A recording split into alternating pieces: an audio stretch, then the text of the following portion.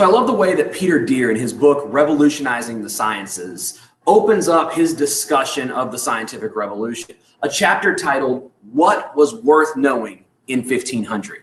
And so what did an educated individual feel was important? What were the things that they knew to be true, that they could build their future discoveries, their future ideas, their future investigations upon? What was it that an educated person knew to be true at the beginning of the 16th century? We remember from the lessons on the 12th century Renaissance that there were numerous individuals that were very influential in the rise of reason in the 12th century and the development of logical analysis that becomes fundamental to university education. And of course, some of the three biggest names in the sources in which they wanted to accumulate were Aristotle, Ptolemy, and Galen. When it came to medicine, Galen was who they wanted to study. Galen was who they wanted to learn from. Of course, there were a lot of medieval misunderstandings about Galen, and we can look at how some of those things had tremendous consequences.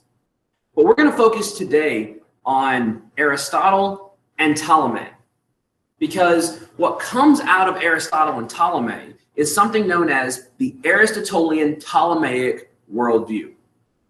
It's a system where they're combining the mathematics of Ptolemy, the natural philosophy of Aristotle, more specifically the physics foundations of Aristotle, the nature of movement, and they're putting together things that in some ways don't actually make sense, but they see the genius of Ptolemy, they see the genius of Aristotle, and so they believe that these two things should actually fit together, and if they can only understand how they'll fit together, it will create stronger understandings. It will create new knowledge that did not exist before.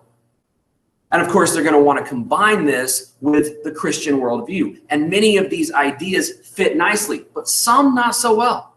And those are the things that they struggle with. But when they do develop a philosophy that helps explain why these things are true, it just reinforces all of these ideas together and creates an even stronger foundation, a foundation which would be very difficult to break, as we'll see in the 16th and 17th centuries. So the Aristotelian Ptolemaic model is built on a couple of fundamental ideas from Aristotle.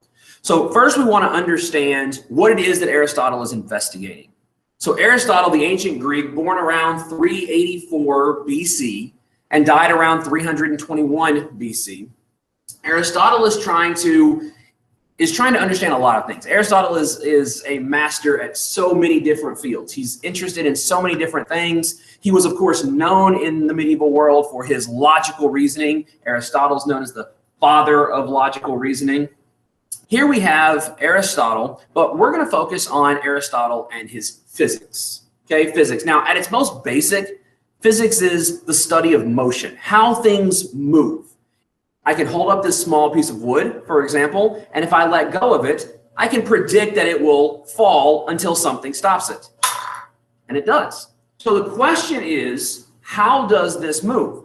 But in the study of natural philosophy, because we really shouldn't be using the word science at this point. The birth of modern science comes a bit later. In part, that's what's being born in what some historians call the scientific revolution. So at this point, we should really call it natural philosophy. It's the study of nature, but through philosophical terms. So what does that mean? It means that you're not just asking how does something move, but you're asking why it moves that way. And in order to have a complete answer, you have to be able to predict the how and explain the why at the same time. That's going to be kind of a fundamental break that we'll talk about when it comes to the birth of modern science. But natural philosophers are concerned with the philosophy of nature. So Aristotle is concerned with what makes up the universe, and he's also concerned with movements. For example, why does this fall? And why does it fall in a straight line? But natural philosophy, or The philosophical study of nature is built around the methods of philosophy, answering these why questions. Why questions are what's most important. The birth of modern science starts to transition that and say we're not answering the why questions. We'll leave those for the philosophers, for the theologians. And we actually start to create this division in intellectual pursuits and intellectual thoughts. But natural philosophy is both the study of nature and the philosophical implications at the same time. If you are a natural philosopher, you cannot do one or the other. You are always doing both. You're always asking not just how something is moving, but why it moves like that.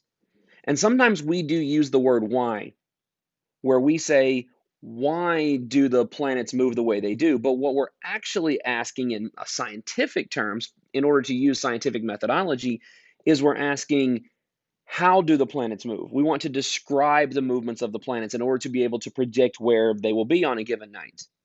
Sometimes we then say, okay, well, what makes them move like that? And again, we might say, why do they move like that? But what we're actually saying is what is causing the motion to act the way it is. And when we then say, well, it's gravitational forces and these kinds of things are interacting, and we can talk about gravity. So we might say it's gravitational forces. And if we then say, but why does gravity exist at all? Why does the universe exist? Why do planets move? We start to move into a philosophical question to which the scientist says, that's not something I can answer through my methods. You'll have to go to the philosophical methods. And this is why we start breaking into different ideas of what truth actually means and what facts actually mean, and different subjects have slightly different ideas about these different things. And this is all important parts when you're studying the theory of knowledge. So, natural philosophy is the science of the Middle Ages. And therefore, every scientific question has a philosophical implication and a philosophical answer. And if either the observation or the philosophy doesn't make sense, then we have to try and rework the problem. And that's natural philosophy.